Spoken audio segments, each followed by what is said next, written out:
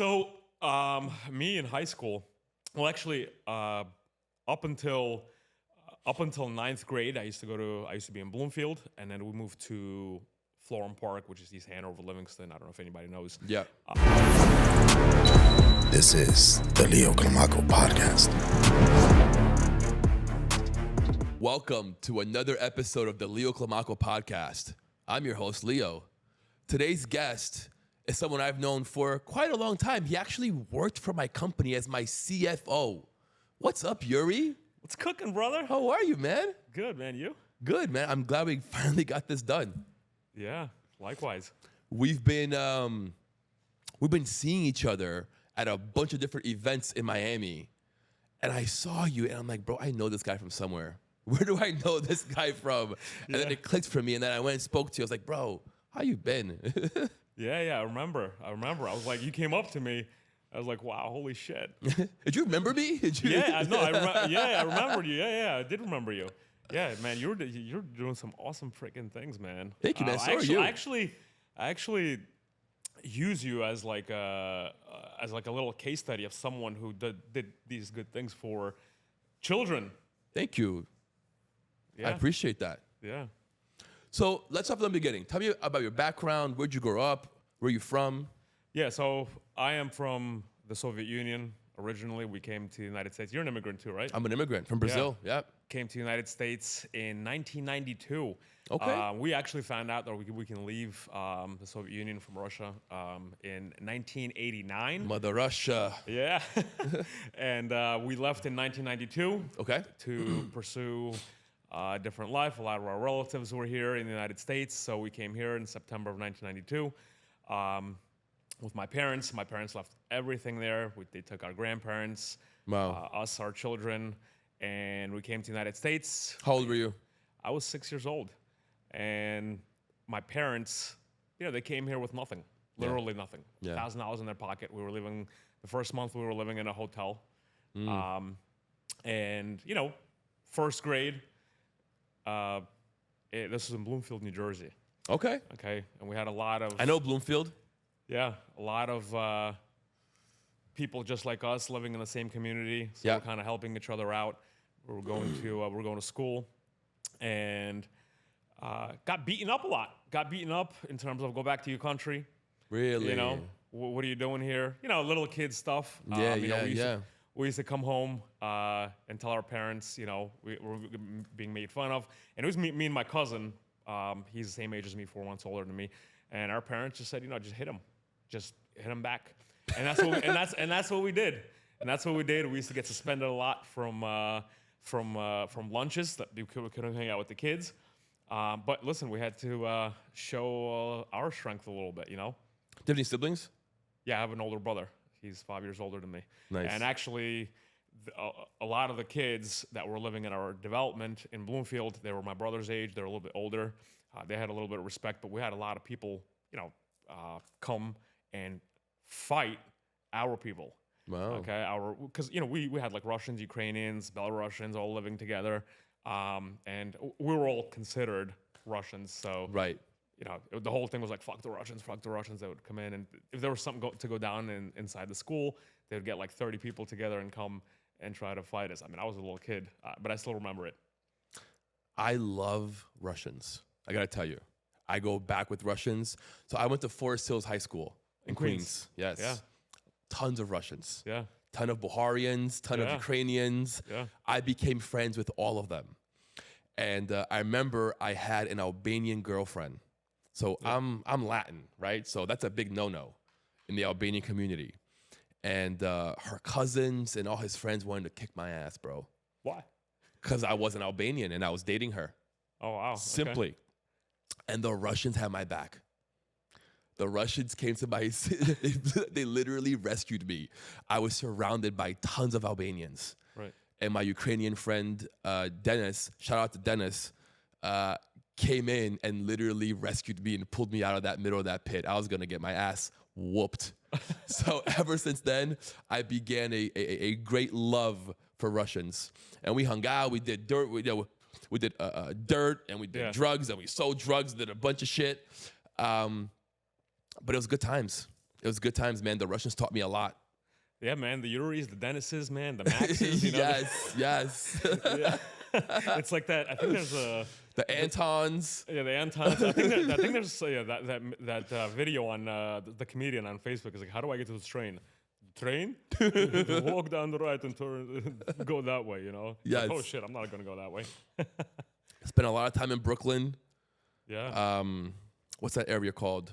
Brighton Beach. Brighton Beach. Spent a lot of time in Brighton Beach. Yeah, I lived there too, man. I lived there for a while. After I lived in Manhattan for a bit, then I moved to Brooklyn, then to Brighton Beach. I lived there right in Brighton Second. That's crazy. Yeah.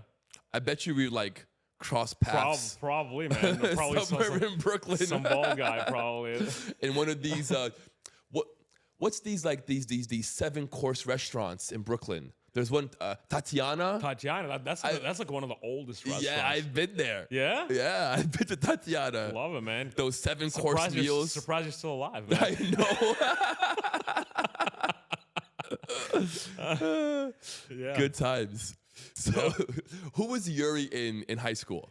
So, me in high school, well, actually, up until ninth grade, I used to be in Bloomfield, and then we moved to Florham Park, which is East Hanover, Livingston. I don't know if anybody knows. Yeah. That area. I was in high school. I would say that preppy kid. The jeans. I used to have those book bags came out that came down that way. Yeah. Diesel shoes. Yeah, diesel shoes. I had the diesel shoes yeah, too. Diesel shoes. I actually used to wear I even had like FUBU jeans. I remember. Yeah. But this is when we used to play sports. I used to wrestle for many years. Very cool. And I wrestled all 4 years of high school. Nice. And it was good times. Actually, all the kids that disrespected us, at the young age, we had a lot of respect in high school. Wrestling's great. Yeah, because we had the wrestling team. We had the wrestling team had our backs all the time. But it was good. It was good. I was working out a lot. I was going to the gym, and I always talk about this. The kids that were always playing sports, the kids that were always working out, they always had better grades and they would process information faster. But I think we might get to that in a bit, regarding, being a fit person. But this is me. I used to go to school, got good grades, wrestled, played sports, the girls, started dating. I did all the things that teenagers would do, but probably a bit more. I had a lot of money. I started working. I actually started working since I was 12 Really? years old. Doing what? Yeah. In my parents' friend's dollar store in Paterson, New Jersey. That's where I started working. So I know everything about the dollar store, putting things on shelves, cleaning the floors, wiping shit down. Bro, who was the owner of that store? Andre Epstein. That's his. They actually live over here. Andre and Alina. Do they have a kid named Dennis? No, Mark. Mark, actually, they had a... Because my friend Dennis' parents owned a 99-cent store in Jersey. I'm not sure if it was Paterson, though. Okay. Very interesting. Yeah. But I knew everything about that dollar store. I even wanted to open up my own dollar store. That's when awesome. I was 17, Why didn't you? Well, actually, my father talked me out of it. My father had a shoe repair in Bloomfield, and he had a really nice section of that shoe repair, and it was actually a lot of people were walking down the street, a lot of cars were driving down, and I'm like, you know what, fuck it, I just want to go buy some shelves, and I had the catalogs for to order all the dollar stuff. Yeah. Like, I'm just gonna order a bunch of shit that I know is selling, and I'm gonna put it there. So I actually went to buy the shelves. I went to buy them. I didn't buy the merchandise yet, but I'm like, my dad, I brought the shelves to that shoe repair, and my dad's like, what the fuck you doing? I'm like, I want to put shelves here. I want to start selling shit. And he's like, no. He told me no. And that was actually, my entrepreneurial journey probably started, when I was 12. I wanted to make it real when I was 16, 17. Right. My dad talked me the fuck out of it. And that's when that dream was killed. And I continued to go to school, And Where'd you go to college? What's up? Where'd you go to college? I went to Pace University. Oh, nice. Yeah. I know Pace very well. Yeah, Pace University. My first year, I went to Monmouth University in New Jersey, and then transferred to Pace University in New York. Yeah. How'd you get the financing?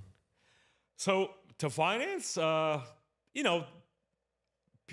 our parents would tell us, you got to be a doctor, you got to be a lawyer, you got to be a doctor, you got to be a lawyer. And then a lot of the people that I knew, they were going to finance. I'm like, you know what? No, I'm not going to be a doctor or a lawyer. I'm just going to go to finance. Because finance is more closer to being like business stuff. For sure. It's the money.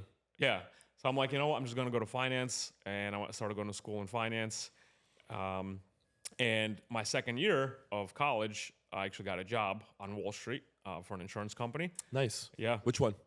Health First. It's called Health First. I know Health First. You might know them. Yeah. I've heard of it, yeah. And I actually came to the interview, and the boss liked the fact that I'm a master in Microsoft Excel. And he's a master in Microsoft Excel, so he hired me. And we're doing some good things over there. We had a lot of sales reps going out, doing all the business. We had the BlackBerries back then. Yep. They were putting in, all the data, and we would just like analyze it, create all these different reports, create forecasts and things like that. So it was a good time. What do you like about financing? Um, Because I fucking can't stand it. It doesn't match with me at all. The thing is that it's a very, very, very, very broad term. There's a lot of shit like going on. Right. But today, we've been serving a lot of marketing agencies in the pharmaceutical space, and we've been working a lot with fractional CFOs and accountants, and we've been helping them. So finance is actually just helping people get to a better place, leading them to get to a better place. That's because it could be finance of technology, it could be finance of studios, it could be finance like anything. It's translating things into stories. Okay, any number inside your business, any number inside my business, any number inside anybody else's business has to do with a system, a person, a system, or a process. Doesn't matter. Okay, we can connect it. Right. Okay, and that's where we can actually tell stories and actually lead people and companies. And again, it's not just about the business. It's actually about this person's, because humans run companies. Right. And their dreams and what they want to accomplish, and investments. And in today's day and age, everyone thinks it's like, oh, we're going to help your business grow. We're going to help your business grow. But in reality, you're helping people grow. Right. Because somebody's behind that company. There's a family. I love that. There's a family behind the company. There's children behind those companies. Right. And what we're trying to do is just help them get to a better place. I mean, it's never going to be perfect, but we're trying to help them get to a better place. And again, it's not just about the money, right? It's about other areas of life that money affects. Right. Right. Retirement. Kids, their college, body, their children, their relationships, their being. I don't care what. Money affects all of that. Right. It's a tool. It's a tool. So helping them get to a better place. I mean, again, when I used to work in corporate, I mean, it was all about, okay, let's get this shit done. But now I understand that there's real people behind all these things. Yeah. And that's where we have to connect money to. And once we're able to do that, we can change the world. I also worked corporate America. I have an IT background. Yeah. I did IT directing for a very long time. What's the benefit, do you think, of working in corporate America? Because I think everyone should, at least for a couple of years, do corporate America. Corporate America taught me a lot of shit. Well, first of all, I thought that wasn't going to be my life. Me too. I started working really early. Again, my sophomore year of college, I got a job on Wall Street. I'm like, holy shit. I would come in a suit to Wall Street, and I'm like, holy shit, like this is the life. I see all these other guys in suits, I'm like, wow. And at the time, that job was like, I was making like $50K, $50,000. And I'm like, holy shit, I'm probably doing better than a lot of people, right? In sophomore year. And you were. Yeah, and I would come out like at lunch. It was such an empowering moment. Like you would come out, it's like all these people, all these big shots walking around. Yep. I would go to lunch, and then I started kind of growing a little bit, in different positions. And I was actually going to school at the same time. So Pace University downtown was right down the street from Wall Street. Yeah. And is that Battery Park? It's by Battery Park, right? Yeah, it's right there, yeah. Yeah.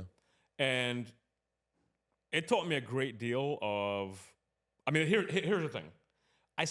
I was making money and I was spending money left and right at that time. Of course. Girls, this, that, going out all the time, partying.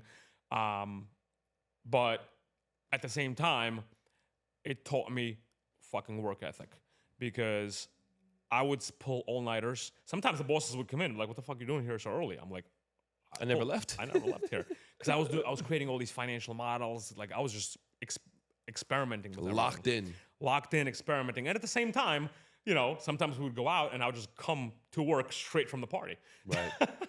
You know, but definitely work ethic, because I thought that this is going to be my thing for the rest of my life, and I'm like, you know what, I got to get this thing down, and you know, bunch of relationships that I built over there. And I think it gave me just a big kick in the ass that, you know, I got to work. Yeah. I got to work. And I think this is where I think my identity changed also. Like who I am, who I saw myself as. Because again, I'm walking out on Wall Street and I'm just in this suit. Although I wasn't making all this money, but the identity of like me being that person. Right. And, you know, my bosses, you know, I saw the salaries that they were making, you know, 500,000, 600,000. I'm like, holy shit, this is me soon. This is me soon, you know? And that's where you were on that ladder. That's where I began that ladder. And I'm like, I'm going to go there. And I'm like, I got to finish school faster and I'm just going to keep growing. Either it's going to be this company or another company. Right. So I started switching companies, going to banks, investment banks. And, but yeah, so that's the. So tell me the day that you told yourself, I've had enough. No more corporate America. I'm going to go do my own thing. I'm going to go pursue my entrepreneur dream. I'm going to take the risk and I'm going to go for it. What was that day like? So just a little preface around that. I mean, I got laid off once. I had a layoff, and you know, I was pretty experienced. I was already VP of finance, and I got laid off. And I started looking for more jobs. I'm like, just like the regular thing. And what happened was, when was this? This was around 2011. Okay. This is my first layoff in 2011, and I started looking for all these different jobs again. And I'm like, holy shit, usually I would get like one interview a month. Like I would go out to one interview a month. And now I started getting these less interviews. Or if I would come to interviews, they started this whole thing of like 4 or 5 interviews, like instead of one. I remember 2. those. Yes. And the reason being, like, they started adding HR, they started adding all these different fucking departments. So fucking annoying. It's annoying. Like you have to go through like these 4 or 5 interviews, and some young HR dude or gal that didn't know what the fuck she was doing, or him, they don't know what they were doing. Like they were like 26 years old, and they're telling me I'm either overqualified or I'm underqualified. I'm like, what the fuck? Right. Like what's going on? So I just started going around. I went on LinkedIn, and LinkedIn started to come about, and I started looking for these managers. Started getting my ways around. Right. Got changed a few more companies, and then my second layoff was at the end of 2015. Okay. And this is where I'm like, shit. And this is like a lot of entrepreneurs started to come about, like during those, I think between like 2012 and 2016 or something. Like a lot of people started. And I started getting targeted a lot online. Grow your own financial planning firm, grow your own accounting firm. So I registered a company, and I'm like, but I still haven't gotten any clients actually at all. Right. And I'm like, you know what? And I had like, probably 250,000 in the bank saved. And I started getting targeted with all these coaches, consultants calling me. And I'm like, you know what? I can help you. I can turn your business online. I can help you, LinkedIn, profitable. Facebook, this and that. I'm like, you know what? Fuck it. I'm not going to go back to work anymore. I'm just going to grow my own thing. Because I see other people doing it. Smart. And at that time, Andrew Argue, that's his name. He's the one that his company got me into this whole accounting thing, growing your own accounting firm, growing your own financial planning firm in 2016. So that's when I said to myself, I'm just going to do it. And the thing is that I had all this money, and all these coaches are calling me, and like, I don't have any fucking money. Like, because my mindset is fucking broken. But not broken, I just didn't know. It's a great mindset. And I wish I had that mindset. I didn't have the money. I don't have the money. So I went to travel. I traveled for like 5-6 months, spent money on anything and everything. Where'd you go? Europe, all over the place, man. Spent money on shit I never wanted, shit I never needed. And just came back. Just spent all the fucking money. I literally spent all the money. I think I had like 13 or 14,000 left or something. Wow. So I came back. I got I have the car, I have the apartment. I got to eat. I got to do my shit, and like I got to do something. That's all. You blew $250,000. I just blew all the money. Like literally. Fuck it. Let's go live. Yeah. And this is the thing. When I came back, I had this like little depression kind of thing going on inside me. I bet. And I had my apartment in New York. I started going to my parents' house. It was fucking cold. I remember, like winter. I'm like, and I can't even tell my parents. Like they kind of knew, but not really. Mm-hmm. And I'm like, holy shit, something's going on. I have to do something. And I think I was down to like the last 10,000, and there was a program I invested into. It's $36,000 program. The most So when I had all the money, I didn't invest $4, $5, $6 to $10,000. But now I'm like, you know what? I have nothing else to lose. Right. So I'm just gonna put a down payment on this thing. I think I put like a $6,000 down payment for another like $2,000 from a credit card, and I just went all in. I just went all in. I started working my ass off, and that's when like. LinkedIn and Facebook messaging, like we can just message a bunch of people and just get phone calls all fucking day. Like I remember that. Yeah. And we started getting a lot of appointments. And, that first year we did like 400,000 almost. So yeah. Never looked back. Yeah, I never looked back. And, ever since I tasted that little, entrepreneurial journey, I'm like, shit, I'm unemployable now. It's not going to happen anymore. I'm not going back. We have a very similar story because I was also corporate America doing IT, Park Avenue, working for hedge funds, wearing the suits and all that. 2015, 2016 was exactly when I also made my switch and my cut over to entrepreneurship. I was tired of working for the man. I wanted to be the man. I wanted to go make my own money instead of making them money, right? And that's when I paid $6,000. I bought into a mastermind called Secret Society Mastermind through Timothy Mark. And he taught me online business, online e-commerce, service-based, product-based. And that was my first taste of actual entrepreneurship. I built an e-commerce, made some money, didn't profit much, but I learned so much that I took that knowledge and built my agency. Dude, this is probably one of the biggest things. And the thing is, like right now, we're like training a lot of fractional CFOs, accountants, business advisors.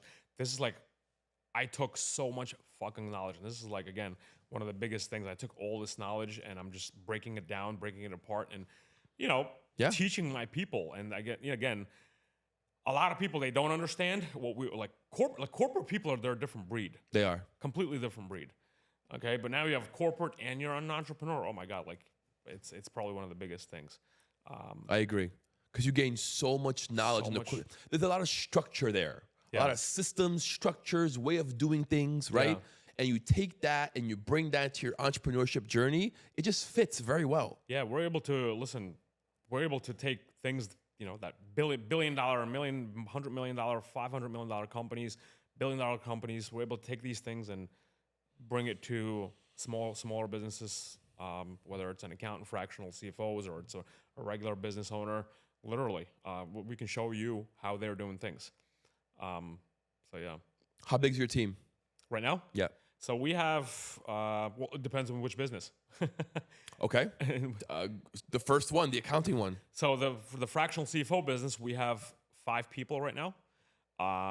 And we're doing about 1.4 million. Nice. Yeah.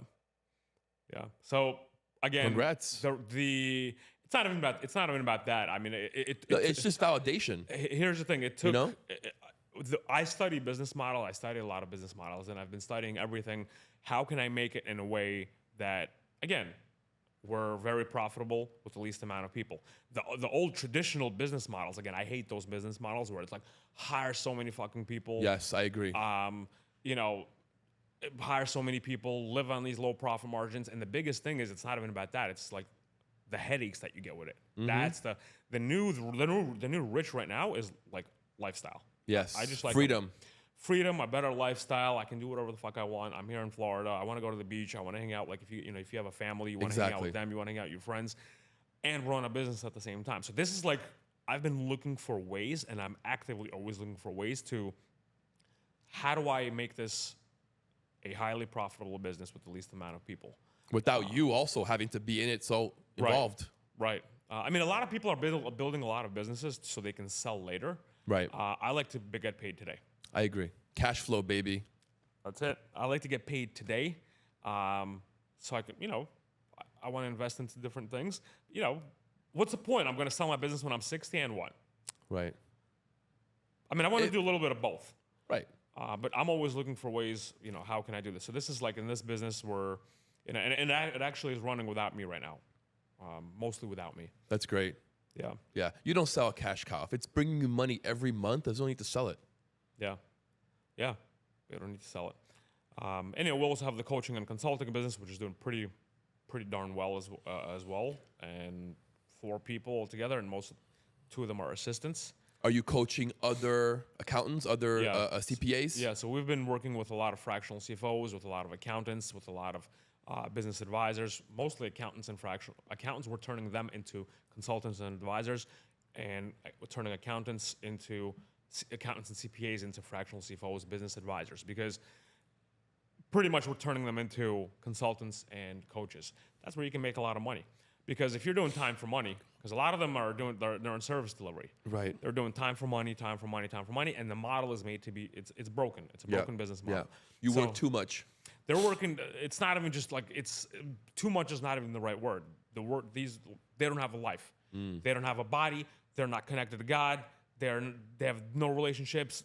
Like, it's pretty much, again, these are my people, but again, we have to live, a true, say the truth. Yes. Like, if you're promoting fucking money, you gotta have money. 100%. If you're promoting time, you gotta have time yourself. Yes. If you're promoting relationships, you gotta have relationships. Like, I'm promoting body, you gotta look good and be fit. Yeah, like you can't, there's a lot of people that are fucking lying out there. There's a lot of liars out there. A lot. And this is the whole thing. And right. Fake it till you make it, right? Yeah. And the thing is that I'm the type of coach, business owner, whatever you want to call me, advisor. I'm gonna say the fucking truth, Yeah. and I'm gonna get what I want. And the thing is, like, I'm not gonna be living in this lie, because a lot of people are living in a lie, and they're not happy. And it's a hard pill to swallow, to say the truth. It is. It's a hard pill to fucking swallow. How much warrior, we'll get into what warrior is in a second, but how much warrior do you put into your business? Into your coaching, into your consulting? So here's the thing. Until probably about a year and a half ago, subconsciously I was putting a lot for myself. Got it. Subconsciously. I see that. I didn't know that. But then when I get into a warrior, then I consciously start understanding why things are happening to me and why things are happening to my clients. So just a simple example of I've trained over 1,300 accountants and fractional CFOs, right? Out of every 10, for example, 2 would maybe do something. 2 would do well, and the rest would, they would be just jerking off. I don't know, Right. whatever you want to call it. Right. You know, and there's a ratio to this, Yeah, and I was always 80-20. wondering, in other coaching businesses, and even when I used to wrestle, same thing. Like 10 people, 2 people would do better. Yep. 2 people would do good, and the rest would be like, okay. 80-20, baby. It's how it works. Yeah, and my friends' businesses, I'm like, I was always asking a lot of questions, like how many people do well? 2, 3, like that's like 3 is a big number. Right. And I'm like, why the fuck is this happening? Like, why? Like, I started, how can I get more results for my clients? How can I get a lot more results? And What a great question. And that's when I went into Warrior, and they started unpacking me. I'm like, why the fuck do every single time, like if it's chess, I did well in chess. I played chess professionally. Wrestling, I made it fucking work. Tons of medals, tons of tournaments won. Marketing, sales, I make the fucking thing work. I don't care what coach, what program. No complaints. I just make that thing work because I became the fucking person that's gonna make it work. That's why. But then they started unpacking me. Garrett, a bunch of other dudes started unpacking me like, okay, like you, why did you do well in wrestling, for example? Like, right, you played sports. In school, why did you do well? I was playing sports. They were telling me about this whole body thing, like, because you were aligned with yourself, right, with your own body. At home, we were practicing a little bit, getting together. We're going to the synagogue a bit here and there. Again, I wasn't like crazy religious. I'm still not crazy religious, right? But we had a lot of things together. And plus, Do you believe in God? of course. Yeah. you know, and at home we were always, you know, God was like the biggest. My grandparents would always say, you have to have God by your side. Like, Yeah. thank God, there's always God by our side, right? And then they started unpacking me. They were telling me why I am successful in these things, like why in corporate also. Right. In the morning, we would come, me and my buddy would work out, and then we'd go upstairs to the 98th floor, and we would work, and we would, like, everything would be easy for us. While these fat dudes would fucking sit with their donuts, fat finance dude, with their donuts and coffees in their mouth, right? Struggling. They couldn't process information the way we could. That's why we had all these promotions. That's why we went up easy. Yeah. Right? Real easy.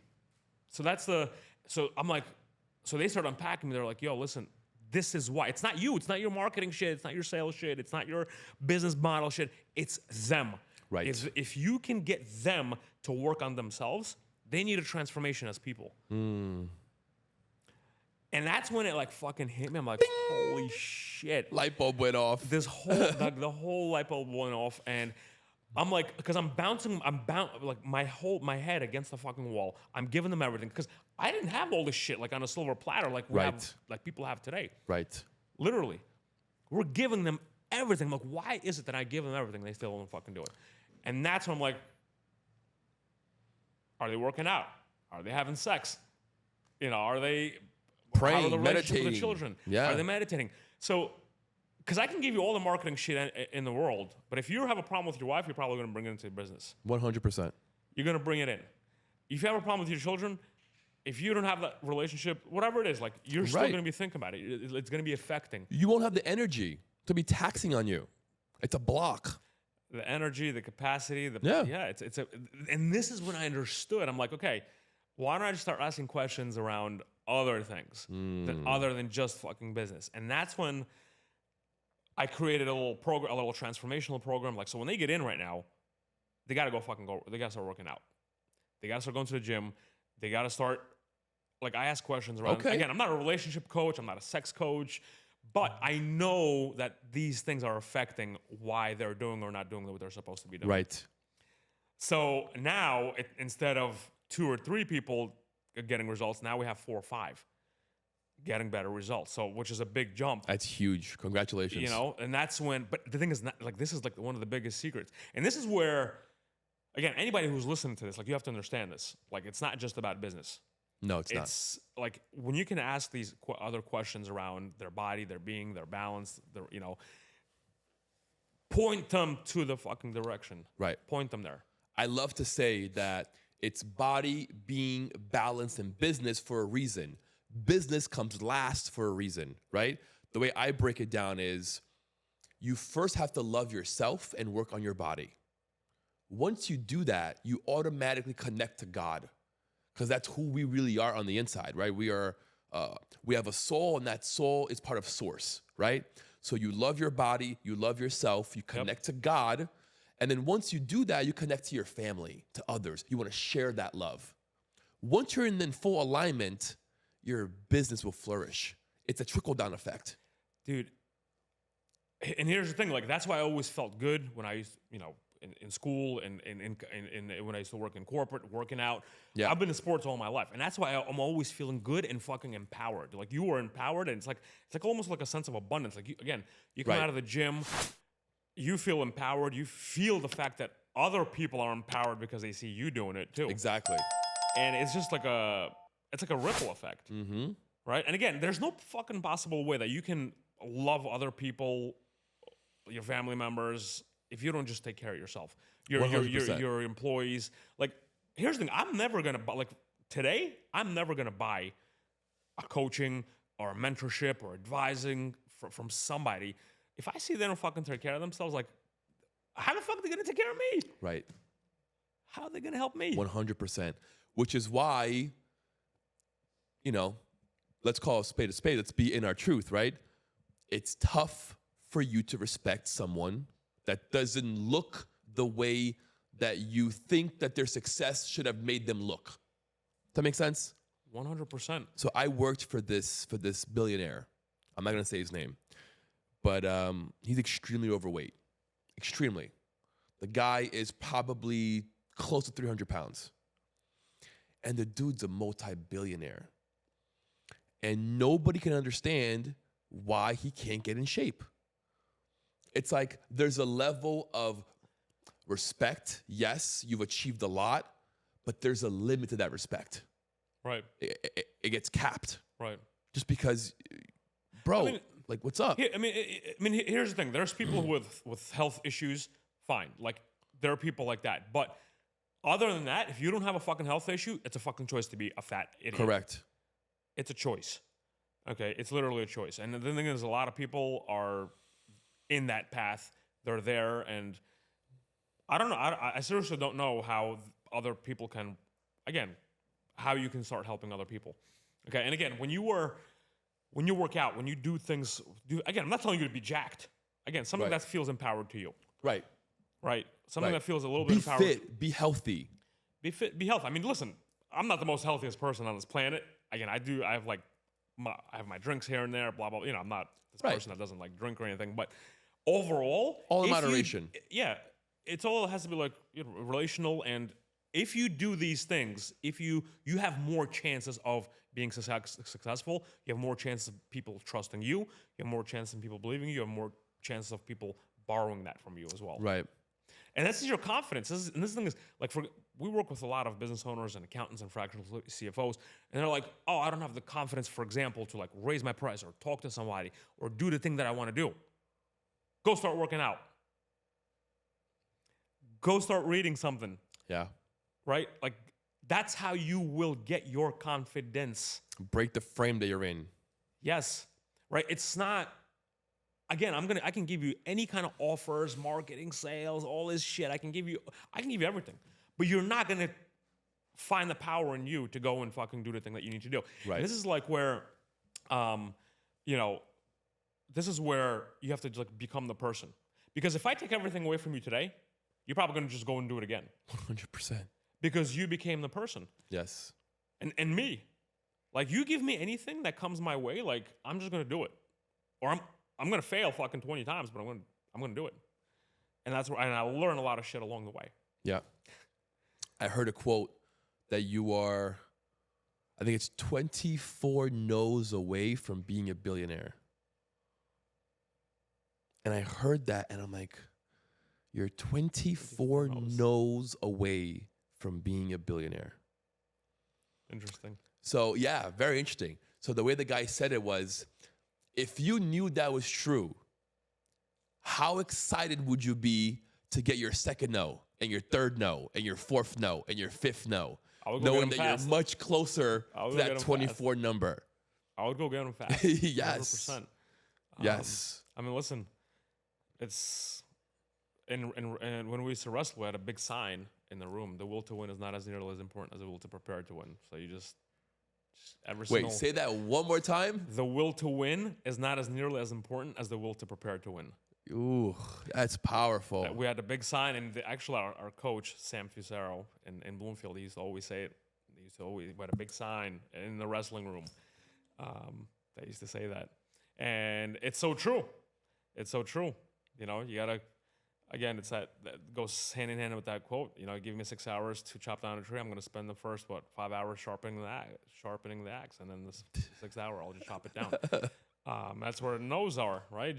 Yep, Because along the way, it's not even just about the nose, it's what you're learning along the way. exactly. And this is why, like, also on Wall Street, when I used to work on Wall Street, we used to have the traders. They had no fucking degrees. They had nothing. And they were the richest people. Why? Because the traditional schools, which is absolutely disgusting, Yeah. they're teaching us to, like, play by the book. Mm-hmm. But these guys, they would not play by the book. They would go in, like, they would find the good in the bad, and they would take that out too. Wow, Right? that's crazy. It's like, I play chess. It's like, oh, don't. A lot of people are like, oh, yeah, don't give away your queen, dude. I can give away all my queens, but if I get your king into checkmate, he's in checkmate, done. Like, with a few other pieces. right. I don't care if I have the queen or not. Like, this is like where a lot of cost of inaction and ROI comes in, and I mean, this is the way I think, at least. But you can give things away and still win. I love how you did that. How you connected chess and ROI and finance. I love how you did that. Yeah. Very cool. I'm all about ROI. I'm all about showing showing the value, because you can still win, right? As long as you got your king. As long as you got your king, yeah, you can still win. When did you find Warrior? So actually, I met Garrett in 2000, I think 16 or 17 in either, I think it was Vegas, at the conference, either in Vegas or actually it might have been in Miami in 2019 at the 10X Growth Conference. I thought Garrett was some crazy dude, which he is crazy, and He's I love still, him. yeah. I find myself in him. Yes, That's why me too. I love him. So, but I didn't really know what exactly he was doing until about almost like 2 years ago. But it's probably been the most transformational thing for me and my clients now, because now I know that I know the secret. I know what's going on. Yes. And So powerful. dude, and again, subconsciously I knew it, but consciously now I know it just for about 2 years, why things are happening the way they are. And I don't know, it's a game changer. It's a life changer. I think for you too. Oh, 100%. I found Warrior also about 2 years ago, about a year and a half ago. And the thing is, the community, the thing is, I think I'm going to make that community like that too for men. yeah, Because, if we study, again, I also knew this subconsciously, but consciously now I know, right? Like a lot of us men out there, we don't have a place to come and scream our asses off, cry somewhere, whatever, because we've got to keep our mouth shut, right? Because we're men. yep. And this is where men became pretty weak as well, right? Because they got to keep their mouth shut. But with these types of communities, you can come, you can cry, you can scream your ass out, people will support you, and then you can go and do your thing. You create the space for yourself, right? But when you're holding it in yourself all the time, it's hard. To your point, next Tuesday, the 10th. Fact map? No. Do you know Bishop? Uh, Marvel Bishop? 6'11". He's huge. No? No. I'll introduce you to him. Anyway, him and I are hosting a safe space event here Love it. for men on Tuesday night at 7. Here? If you want to come, Love you're it. more than welcome. Awesome. Yeah. That's good. It's just that idea, a place where men can come and feel safe and be vulnerable, Yeah, and be able to yeah. scream and cry and get their emotions out and their ideas out, and It's such a beautiful thing. And Yeah. I think it's just more of these things should be out there. Because I know, listen, my parents, right? I'm going to take my parents, again, love my parents. They're still together. But dad has been, my mom has been the queen of the house all the time. Dad has been if I was my mom, I would run away from my dad. If I was my dad, I would run away from my mom. But if we're talking about men, I wish, I feel the same way about my parents. I wish my dad can literally say what he wants to fucking say, the way he wants to say it, And again, I don't want this to be my family. Right. I don't want this to be my family. I want that respect. I want the mutual respect, absolute mutual respect. I want to be able to fucking cry. I want to be able to fucking say what I need to say. Yeah. And have that shit be respected. That's it. And this is where, again, where Warrior opened up my eyes to a lot of shit that's going on out there. Shout out to Garrett J. White, changing Shout out. lives. 100%. We're gonna see you soon. 100%. Do you want kids? Do you have kids? I might have them somewhere. I don't know. But yeah, I want. No, yeah, 100%. I want kids, and this is where the whole thing is. A lot of people are asking, "Oh, why aren't you married yet? Why aren't you married?" Because I'm a different breed myself. And now I'm becoming even there's another level where I'm going. Yeah. And there's not a lot of women that are at this level. Yeah. It's hard. Here's the thing. I like to go out. I like to hang out. I like to drink. I like to party. But if that's all we're doing, that's not for me. Right. I want to have more of an impact. That's why, again, I told you I got a studio. I'm going to be getting people together. I'm going to be doing some safe things like you are. You're going to be invited. I just want to go out and it's ripping me apart. That's the whole thing. It's ripping me apart that I want to make such an impact, and I have to do something about it. And now I'm okay. You heard the calling. I heard the calling. Yeah, I heard the calling and Garrett's thing actually as well. And then it's holy shit. Yep. And because it's ripping me apart, now it's like, okay, how do I do it? Because I did a lot of online events and things like that, but it's still not the same. I want to get people in person. Yeah, in person's the best. I want to kick some asses. I want people to kick my ass. Like, I want each other to kick each other's asses and grow as all together. And that's where that calling is going to help me become who I want to become. Even It's more. incredible. You know? And the thing is that every single night, I go to bed thinking about it. I wake up thinking about it. I become around people like you, and it's cool. It's probably one of the best It's contagious. things. Yeah, it is contagious. You know? It's the right word.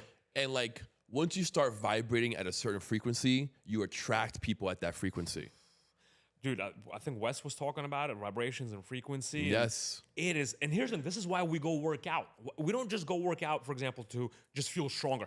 The whole fucking energy exchange happens. Like, Yes. you are getting rid of old energy and bringing in new. Correct. And people feel that. Same thing like when you spend a bunch of money on coaching, mentors, I don't care who it is. Complete energy change. Complete. And you're sending signals to the fucking world that you are this high-value person. You're sending signals to the world that you are a person of high value. Correct. And that's how you start attracting, again, like these types of women or men, if you're a woman listening to this, right? You start doing these things, and it's a completely different energy. I don't know. I think you have to come to that or something. Like, do you have to come to that? You do. Because I didn't understand this before. You do. It's such, like, even right now, like, it's just such a completely different, like, energy and frequency just sitting next to people who understand what it's all about. Right.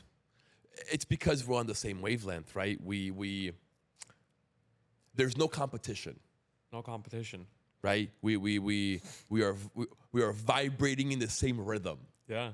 And when you don't have that, that's when you have competition. Yeah. Because one is vibrating higher than the other, and that's noticeable, and you can tell. Yeah. And that's where jealousy comes in, and envy, and people wanting to challenge and compete. Yeah. But when we're all in harmony, we align and we unleash. 1,000%. No, this is like probably, again, it's like, it reminds me of, you know, my wrestling days. We're all as a team. We're all together. Yes. We're all going to go. People make mistakes. You know, nobody's going to yell at you for it. Just full support. Full support and listening. Speaking of that, I don't know if you saw, but this Saturday, Wes Watson is having a push-up. Push-up. Garrett's going to be there. I don't know. He's not going to be there. He's not going to be there? He's going on That's right. He's going on the with cruise. the Cardones, yeah. But he had said he was going to be there, but then he canceled it. That's right. Yeah, that's where I heard in Yes. Garrett's stories about it. Yes. Imagine going on a fucking cruise with Grant Cardone. Yeah. I'm actually partners with them in the 10X headquarters. Are you really? Yeah, the business coaching partnership, yeah, with them. How does that work? It's going good. It's going good. I mean, listen, again, we can use a lot of the stuff that he gives, but I mean, listen, I probably spent over 100,000 with Grant Cardone already, with a lot of stuff that they've been teaching. Worth it? Oh yeah. Yeah. It's worth it because I do shit with it. Okay. I implement. You know, it's the growth or anything that you want is not tied to. Are you more tied into information. real estate also? No. No, okay. No, I mean, we have some real estate, but that's going to be the next step. Next venture, yeah. Yeah. But again, I make it work because success and whatever it is that you want is tied to your actions, not just more information. You can have all the fucking information. But again, in order to make that information work, you got to work on yourself. Let me get political with you a little bit. I want to know your opinion on this Russia-Ukraine war. Well, here's the thing. Well, there's a few things I'm going to say about it. I love old people. When I would grow up, again, we would in America here. First of all, I'm a Russian Jew. Okay. Right. In Israel, there's wars every fucking day. Yeah. Every single day, there's wars. They're always fighting. Number two, when we came to the United States, we had Russians, Ukrainians, Belarusians, Kazakhstan. We all lived together. Yep. We're all as one team. Like, I never, like, to us, it's all the same It's people. all the same people. Same shit, different toilet. That's it. Just, Right. That's that. And I started learning, like, when I got older, and like, there's the immigration, people, girls and guys started immigrating. Mm-hmm. That's when I started learning. Okay, Ukraine is different, Russia is different, whatever, all good. To me, it's all the same people. When I used to grow up, listen, again, we're Jews. My grandfather said, he's best friends with Germans. We grew up with values. Love fucking people. Love people. Be good to people. Do things to people as if you would want them to do things to you. Right. So that's that. And number 3, from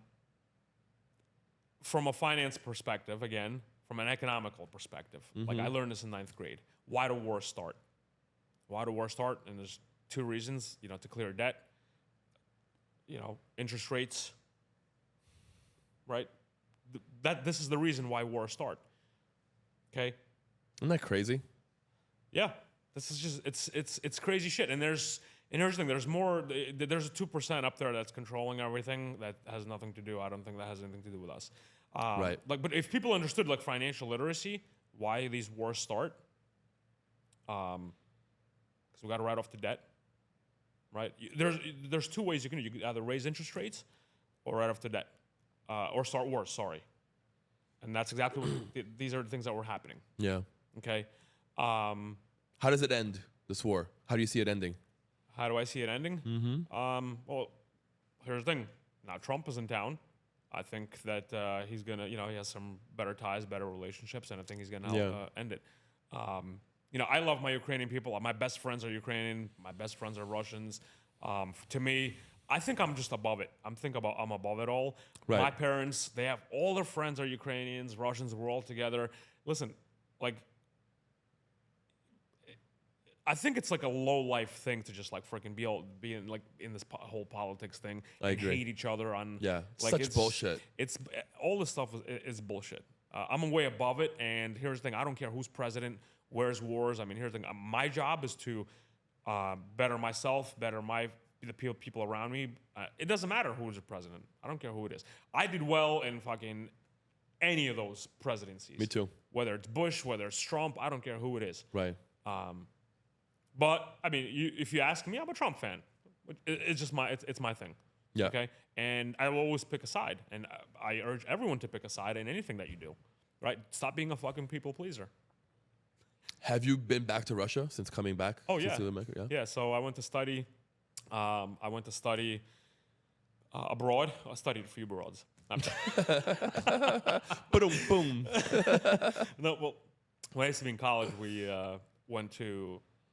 We had programs to Australia, to London, to England. Right. And then a guy came up to us. He's like, you guys want to go study to Russia? So we went to study to Russia. You speak it, right? Oh yeah, fluent. Yeah. So I went there when I was 12, when I was 15, and I went to study a little bit over there. Got it. We traveled. How was that for you going back at 12, 15? I was a little kid. Yeah. It was more easier when was actually better when I was already 20 years old. Okay, I went there to You study. could do more. Huh? You could do more. Oh yeah, you could do more, spend more. Yeah. My conscious mind was working better. Right, we were for going sure. out, this, that. But probably one of the best things ever. And the reason why we did it is because back then it was because to work in corporate it was pretty good. It was a cool thing. It was you can work in a multicultural society. Right. You can work with different types of races and ethnicities, and that was very important in corporate. And this is one of the reasons why why we went. So that's that. But then the last time I was there was before COVID. But things are going good over there. Listen, Putin doesn't care about anything. I actually went to Ukraine as well. I have friends over there, so it was a good time, really good time. Nice. Yeah. Where do you see yourself and all of your businesses in 5 to 10 years? Where do you want to be? So I want to be making a lot of impact. I don't see myself ending any of this because I think it's just my calling, and I think this is how I'm going to help people. But I think it's just going to be more on the mass scale. Yeah. It's going to be more on mass scale, helping these people out. It's not even about the money. The money comes. The money is going to follow. Yeah. But the most important thing that rips me apart every single day is just I need to get my shit across to people, and because for some reason I don't know if you feel that way. I see things and I still so many people don't understand what I see, and I need to get it to them. Again, it's like a fire inside. I get it. But I would say doing this on a mass scale and just giving back to people. I mean, things might change. I mean, here's the thing. Now I opened up this, for example, for my studio. I made this decision really fast, and I'm like, you know what? I'm going to get people together. Now I'm like, shit, there's a 1,600 square foot studio, probably fit around 30, 40 people in there. But now I'm like, shit, I probably need even something bigger now. Wow. I'm like, I didn't even start this thing yet. I'm already thinking bigger, But I think that I want to, it's just going to be a big ripple effect where we're going to make families and men and better and grow myself. I think that's going to be the thing for me. I love that. Let me know how I can help in any way. Yeah, 100%. Yeah, you're definitely going to be involved, whether you like it or not. Whether you want it or not. Deal. Yeah. I have a new tradition that I've been starting on the show. Do me a favor and grab the hammer, please. This one? Yes. Yes. A little heavy. Nice little weight, right? Yeah. This is Thor's hammer, right? And you know that in order to lift the hammer, you must be worthy. And clearly you are worthy. So I want to ask you, what does worthiness mean to you? What does value mean to you? And what would you say to someone that feels unworthy? Worthiness and value, again, as we touched before, it's number one, first and foremost, taking care of yourself. Taking care of yourself and becoming the person of high value, becoming a person of interest, becoming a person worth following. Taking care of yourself every single day on a daily basis, as much as you can, again, because if you can do that with yourself, you're going to be able to help other people do this. People are going to see this in you, whether it's your family, whether it's your friends, whether it's your loved ones, whether it's people who hate you. I don't care who it is. They're going to see it in you, and you're going to help them out in some way, shape, or form. So I think this is what worthiness means to me. This is what value means, and give more, give more.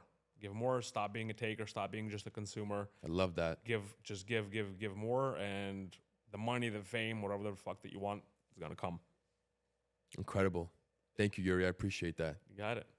Nice little weight, right? It's like you curl with it a little bit. Yeah. Like 5 pounds. Yeah, we used to do these exercises back. Yeah. Yeah.